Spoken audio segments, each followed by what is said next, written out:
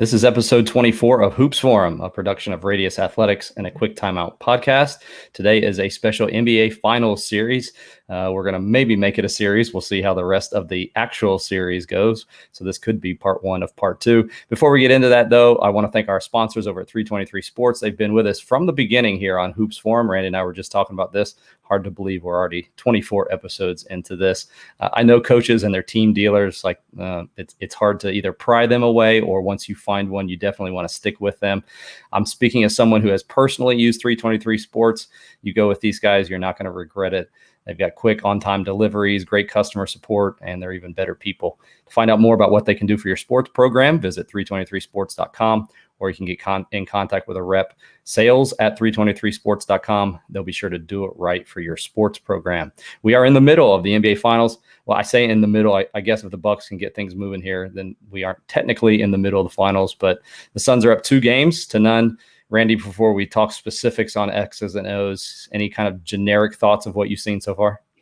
Well, the Bucks, they better step up, or this we may not have another conversation about the finals next Friday. But if I were a Milwaukee fan, which I'm not, I'm impartial to both of these teams. Just watching it for basketball purposes, I wouldn't jump off the cliff just yet. They've been good at home.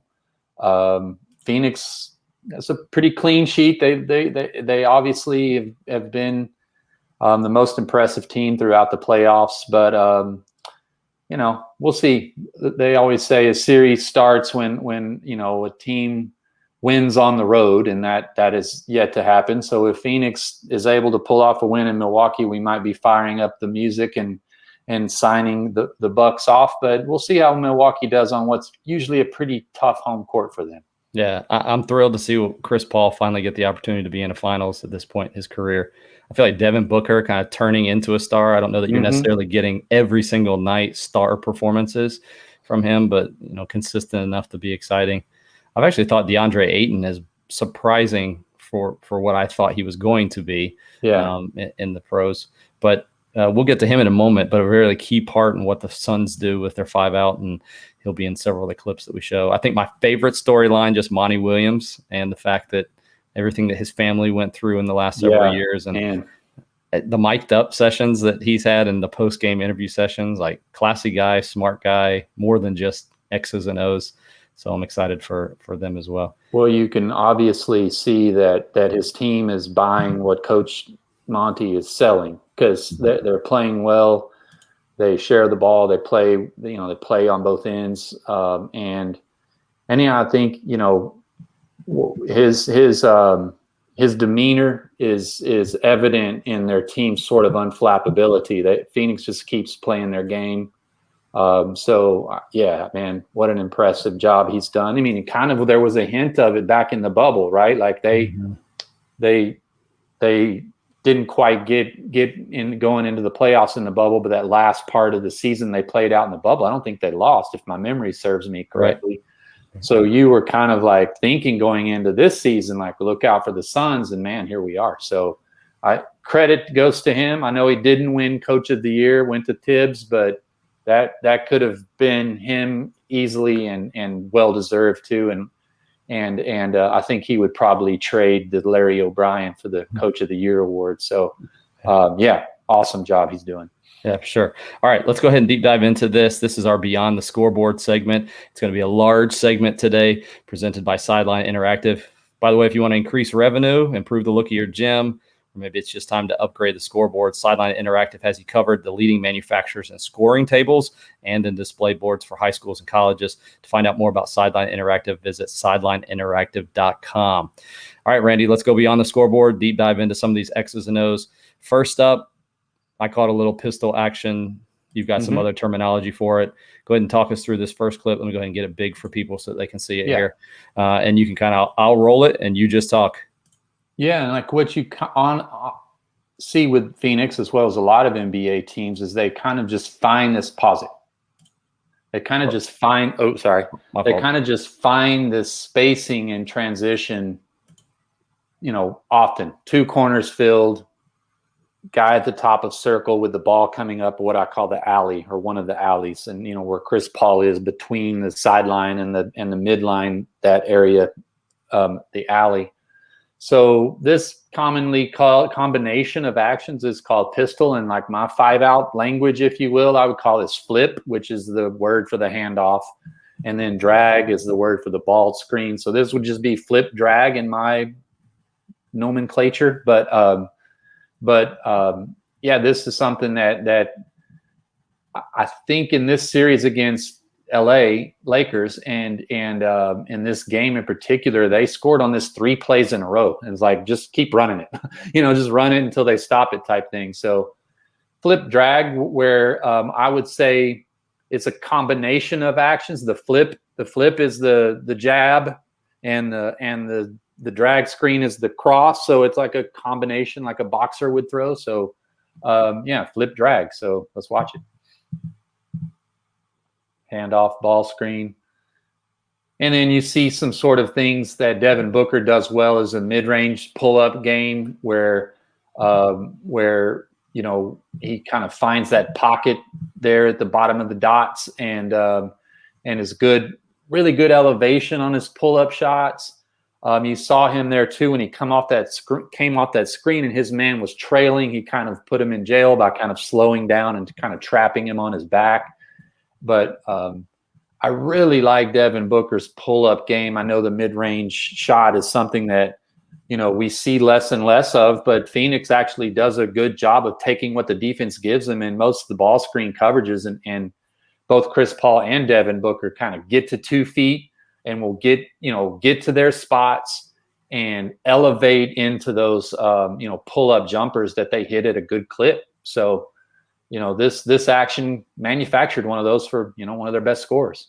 Yeah, like you said, I've seen this in multiple games and run literally back to back to back. Someone's like, "Go ahead and stop us, and until you do, we'll just keep running." Yeah, it's like a football coach. Like, we just hand it off to this tailback. He gets 8 yards, and the quarterback looks, "What do you want me to call?" And he's like, "Does this, like run it again, run it again, run until they stop it." Yeah. Right. All right. Next one here. We'll go on to the Milwaukee Bucks. Milwaukee Bucks, some of you may have seen this one just last night. This was run right at the very end. I'm in the middle right now. The last year or so, I'm obsessed with anything that creates space on the floor. So this is just simply a clear space SLOB. Enter the ball, almost some misdirection there in frame number 2, where you have the 1 dribbling away, and it looks like it's going to be something for the 2. I mean, you could have a shot if you needed a 3 in the corner there. Yeah. But then by the time you get to frame number 3, you have the whole left side of the floor.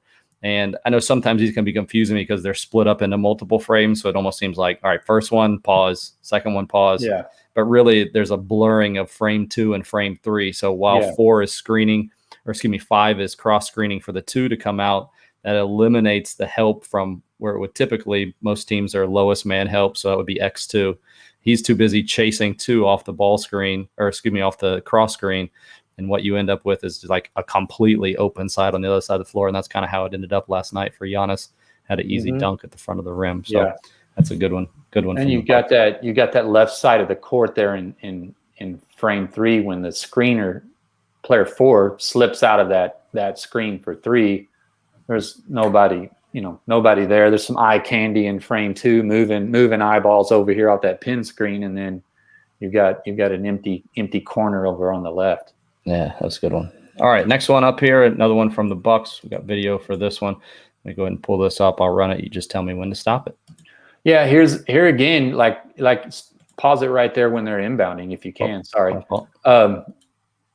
Yeah, here again, like what I kind of am attracted to when I pull clips, and I kind of pulled these back when I made a 5-out playbook that I recently put together of some, my ideas and ideas I've seen kind of all blended into a package. You can, find that on my Twitter page or something everywhere on my website too. But anyway, what I'm attracted to when I start watching teams is like how they find space and how they find positioning and transition. And this is a made break here. Like they just got scored on. So, they go inbounder to Chris Paul. And the thing you kind of always see with Ayton is, I always like to say, Main Street belongs to the big. Main Street, the lanes connected, that middle third of the court if you're not Ayton, stay out of it, right? So the rest of the guys find width, find the sideline, and then depth, and hit the corners. And I think in this clip they go right into a drag break. Let's check it out. You see Mikal Bridges there, like really getting ahead of the ball. Like if you went back to right when they set the screen, what I like to shoot for is like right here. There's 19 seconds on the shot clock. That's 5 seconds after they got scored on. They're kind of into their first action, and I think that's something that like that coaches watching can take away for something to look at when you're running your offense, your early offense package, your primary break, secondary break type things. Is like, I'm not a big fan of like the type of offenses where like we're trying to get a shot up in this many seconds, or we're trying to get 90 shots a game or something like that. Like, but what I do kind of like to connect the time element to is how quickly from when we gain possession to when we kind of get to our opening, and our opening here is a drag screen. This is 5 seconds, so that's pretty good. I think you can get there in 4. You know, maybe without a 36-year-old point guard, you get there in 4 seconds, right? But yeah, right here they get right into a drag break. You see the symmetry on the court with the two guys filling the corners. Saric over here is finding our sideline toward us, and right into a drag break, just seamlessly and naturally, no call needed. Just find space, create an advantage, and let's see if we can create a closeout and penetration. Yeah, so there LeBron James tags the roller when Ayton rolled to the basket. Chris Paul snaps it back on the shake action to Bridges and has LeBron in a closeout, and Ayton is able to seal when the ball goes over his head. So our teaching is if you're rolling, the ball goes over your head, leg whip your man in post. So my language for this is kind of borrowing the common language, would be drag, shake, punch, this sequence. Shake, punch, and then Bridges clears out the side once he enters the post. So there's offense, ball's coming up the alley, corners are filled, drag screen, LeBron tags, back action to the shake man, right into the post. Nice. That's a good one. We'll build off of that one on this next one. Let me go ahead and go on to this next one here. This is actually from the Bucks. Okay. But the 5 out being basically brought up by a lot of the teams now. Mm-hmm. And so this was when I originally drew this. This was actually an ATO, but it's still the same principles. I think it was probably one that they took the ball out of bounds on the other end, brought it up the floor, and you can kind of see they're out of their traditional like totally 5 out on this one. Mm-hmm. But the 5 has already kind of started to move down for the pin down. Then in the right side is the stuff that I like, where you end up with the misdirection, multiple actions on the floor, so help defenders are occupied, and then they bring it back, and you can either have the 5 with the slip on the front of the rim, or the 2 as it's drawn up here with a open 3 in the corner there. I'm always attracted to concepts, like something that like there's a concept in your second frame there that like I think I could apply to a lot of offenses. And that's what I call dribble up, throw back. Dribble up, throw back. You see player 3 dribbling up to sort of move the defense, and then they play against the grain by throwing back. That's good. Yeah, and a couple of these, you know, I'm always telling people, make sure that you're adjusting this for your personnel. Like I think the 4 in this scenario may have been Giannis, I think. So if you're popping to a 4 that can't shoot, you probably don't want to. It's not really a threat. So adjust this. Maybe the 2 instead would be.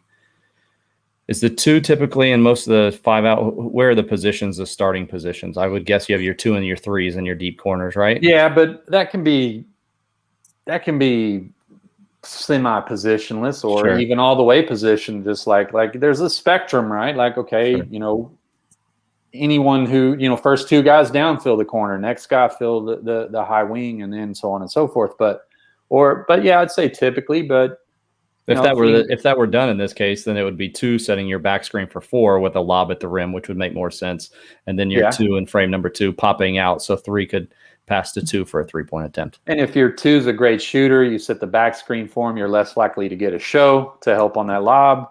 If they do show, then separate from the screen like you have drawn in brown there, and then you maybe have a shot opportunity there from separating from that back screen. Yeah, that one's good. Okay. All right, last one here, play number 5. This is another video from the Suns here. I like this one a lot. Pause it right about half court line. Perfect.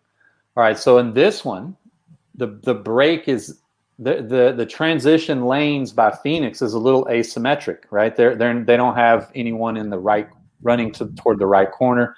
Devin Booker's bringing the ball up the rail with nobody in front of him. So I know when I coached, I oftentimes didn't like that. Like I wanted that balance and symmetry all the time.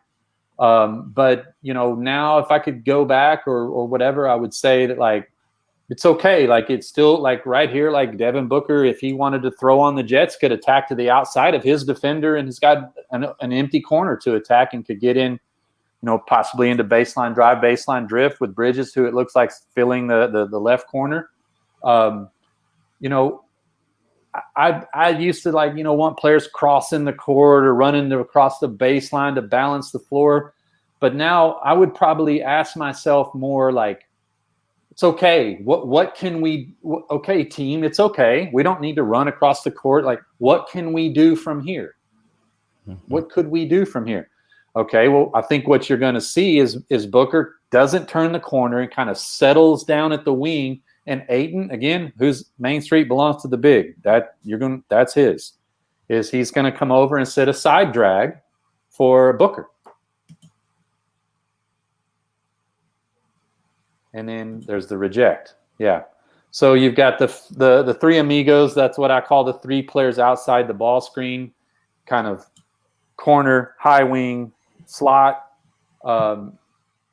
Ayton came out of the middle third to the wing to side drag for Booker. He rejected it and gets to his signature shot, that sort of really high elevation 2-foot takeoff pull up that he just seems to just be so such a weapon. I know in the 3-and-key era we're in, and the defense is taking away that.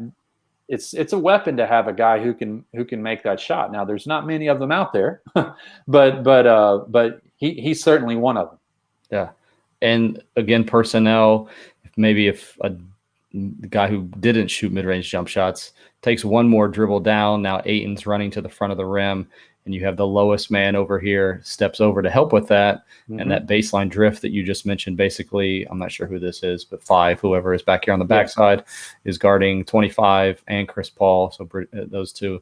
And now it's a decision of who should I pass to, and then make that one more pass. Yeah. I have that diagrammed here. So you reject the ball screen, drive, get deep into the paint, and now you're basically just hunting where the defender isn't, throw it to that player, and then let the ball find the open man. Keep it right there for a second, Tony, on that diagram. So when player 2 here, which was Booker, rejects, a concept I like is when we penetrate baseline and say X3 comes over to stop the baseline penetration, and X4 would drop to help the helper, 4 dive. So I think I even tweeted it a couple of weeks ago. It was like when your man helps the helper dive. Mm-hmm. So like if you could just imagine the 2 defenders, X3 helping over, X4 dropping down to make sure we don't throw the drift. Now player 4, if he dives right to the dots, to the dotted circle, as 2's rejecting, just throw a pass. And there's some college teams I've seen do that really well. Richmond being one of them. And some Euro ball screen teams, when they reject that team, sometimes you'll see that stretch player where 4 is, my man helps the helper, I'm diving to the basket. Yeah. Who's got it? Who's got it? Who's there? Right. All right. Actually, I think you had video of that one, but I didn't grab that one. It's okay. That was a good one. Okay, we got one bonus here at the end. This is one that those of you that maybe keep up with either FastDraw or you follow my account, this is from this week's Chalk Talk, and this is an opportunity for us to talk just about the Chalk Talk. They have plays of the week every single week. You can look at these on both Twitter and on YouTube.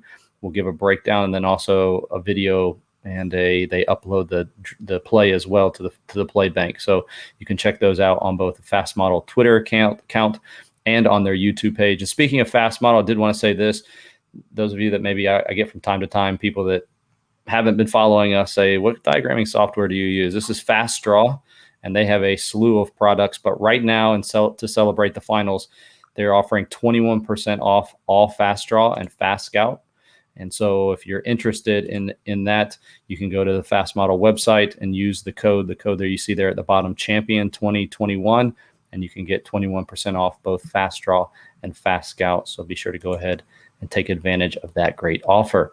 Before we finish up here, Randy, give me some predictions, things that you think might or will, if you're confident about it, happen here for the rest of the series between the Suns and the Bucks. Well, I wouldn't plan the parade in Phoenix just yet. That Milwaukee, I mean, it'd be hard to say Phoenix isn't going to win the series up 2-0, but I think we'll see Milwaukee a little bit of a resurgence when they return home. I know there's a lot of conundrums they're having to figure out how they're going to guard different things with the pieces they have and how they're going to create offense. But I don't know. I think a return home and that lively crowd that Milwaukee's been showing up with. I think we'll get this series. There's some drama left. That's my prediction.